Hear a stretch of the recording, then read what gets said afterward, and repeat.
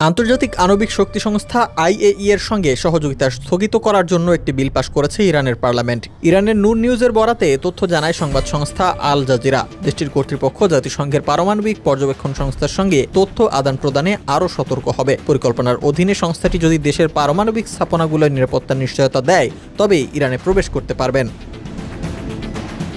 নূর news সংসদে প্রেসিডিয়ামের একজন সদস্যের উদ্ধৃতি দিয়ে জানায়, সংস্থাটি আগের মতো ইরানের পরমাণু কর্মসূচি পর্যবেক্ষণ করতে পারবে না। তাদের কড়াকড়ির মধ্য দিয়ে ইরানে প্রবেশ করতে হবে। এদিকে যুদ্ধবিরতির পর পরমাণু কর্মসূচি নিয়ে নতুন ঘোষণা দিয়েছে ইরান।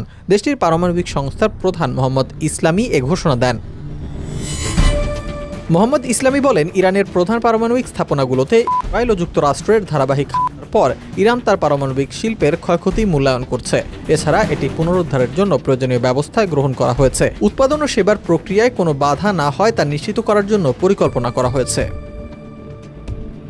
তিনি আরও জানান, হামলায় ক্ষতিগ্রস্ত স্থাপনাগুলোর দ্রুত পুনরুদ্ধারের জরুরি ব্যবস্থা গ্রহণ করা হয়েছে এবং জাতীয় স্বার্থ সুরক্ষায় সব ধরনের পদক্ষেপ নেওয়া হবে। এর আগে 22 জুন ইরানের পরমাণু স্থাপনায় হামলা চালায় যুক্তরাষ্ট্র।